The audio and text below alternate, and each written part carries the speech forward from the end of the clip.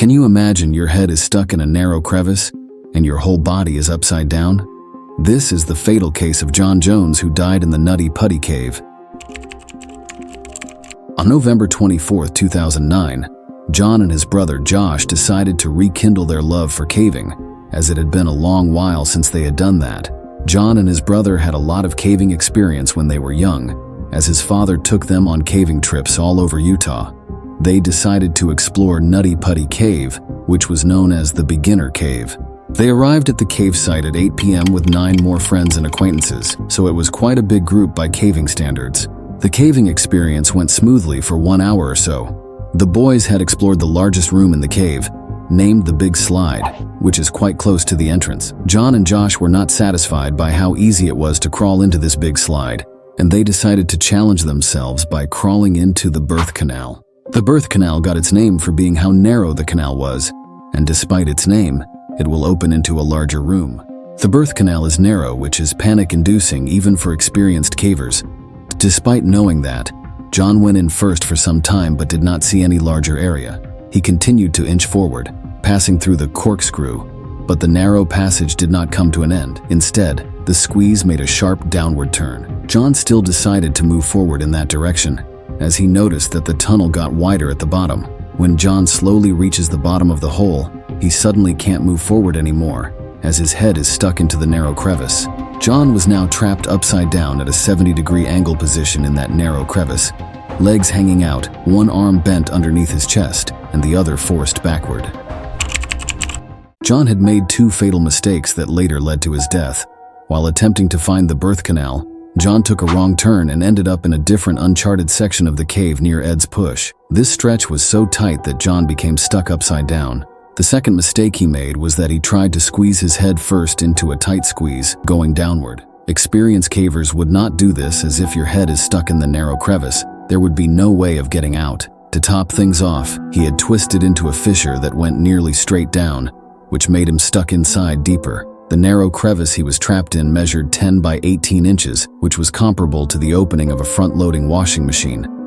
Josh was the first one to find John as he was following him. Anxious about how his brother was stuck in the narrow area, Josh tried to pull his hanging legs out, but only managed to inch him up a little. As soon as Josh let his legs go, he slid right back into the crevice due to gravity pulling him down. Josh knew that John was in big trouble, and he crawled back to the ground as fast as he could to seek help from others. The first person to arrive to help was Susie. Upon hearing that someone needed help in the cave, Susie dropped everything and rushed to the site.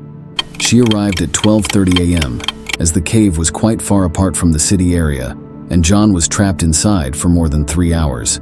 Susie, being an experienced caver, is small, agile, and quickly reaches John. Susie took a look at John's situation and realized that she couldn't help out much. She crawled back up to the surface to call for reinforcement. Over the next 24 hours, more than 100 rescue personnel worked tirelessly to get him out of the cave. The best plan they had was to use a system of pulleys and ropes to free John from the perilously tight spot. Back in 2004, there were 2 Boy Scouts who nearly lost their lives in separate incidents in the same area where John became trapped. In one of the case, the rescue crews took 14 hours to free the 16-year-old scout, who was smaller and shorter than John, by using a complex series of pulleys. The officials closed the cave in 2004 after the Boy Scouts incident and was only reopened for 6 months in 2009 when John and his friends entered.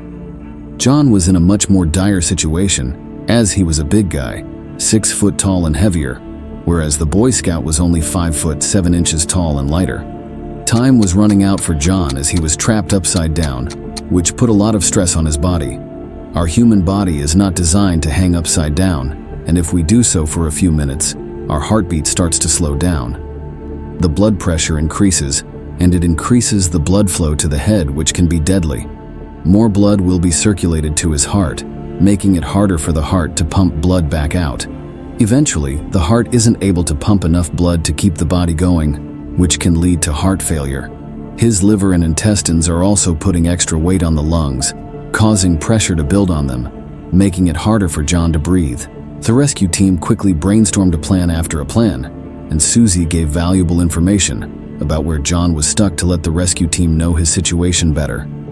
Eventually, they decided to use a rescue rope that passes through a series of climbing cams with one end of the rope tied around John's legs and the other end pulled by the team. They also tried drilling away chunks of rock near John, but the rock was too hard, and John's awkward position made drilling difficult and tedious.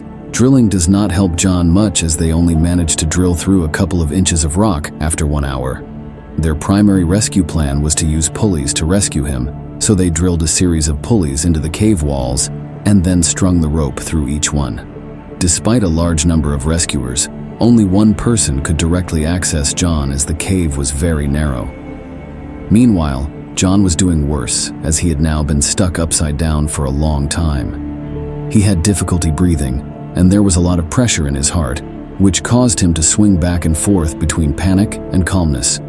The rescuers knew that John would be scared and afraid, so they brought a two-way cable radio into the cave for him to speak with his wife.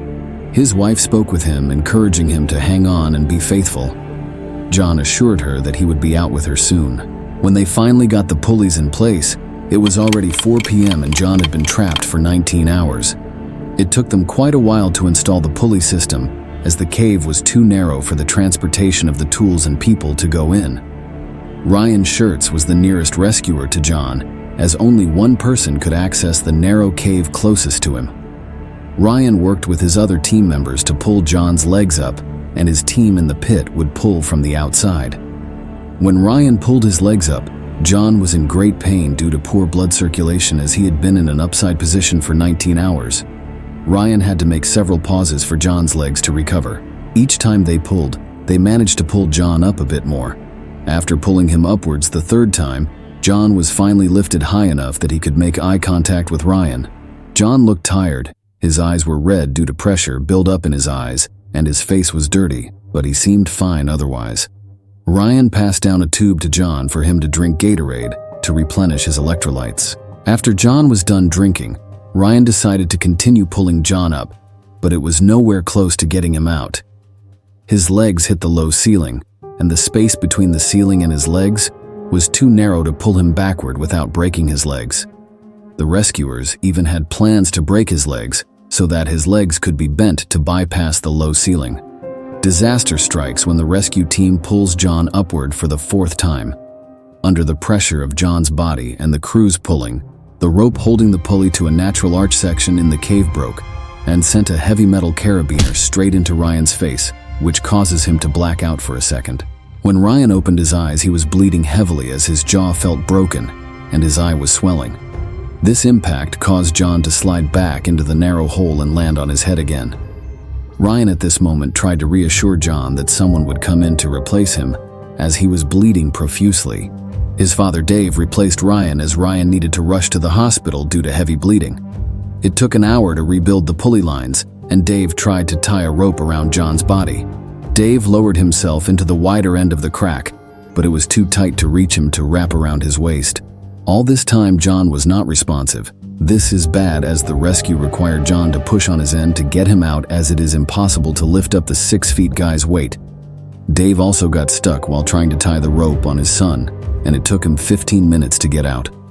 Dave was exhausted getting out of it and had to leave. Brandon Kowalis, another member of the rescue team who just arrived at the cave, replaced Dave. Brandon brought a telecom system so his family and wife could talk to John. His wife, Emily, told him to take a break after pushing so hard for so long. At this moment, Emily and his family were still optimistic that John would still be able to make it out. But down in the cave, Brandon could see that John was already unconscious. Upon knowing that John was no longer responsive, the rescue team decided that a paramedic was required to crawl into the cave to confirm that he was dead. At 11:56 p.m. on November 25th, one day before Thanksgiving Day, a paramedic crawled into the cave and pronounced John dead. Emily and his family cry when they are told that John is dead. The rescue team worked tirelessly for 24 hours to free the trapped man by putting themselves in danger, and it is tragic that they didn't manage to save him. His awkward position in the narrow crevice made rescue difficult, and John ran out of time after struggling for so long. The rescue team notified John's family the next day that they were not able to get John's body out of the cave, Removing John's body after his death would be even harder than it was when he was alive. This is because John couldn't push himself up, which means getting him out was impossible. John was left to rest in the Ed's push section of the cave. The rescue team sealed the cave with concrete at its main entrance, and a plaque was there to commemorate this young man who left his family behind. May you rest in peace, John Jones.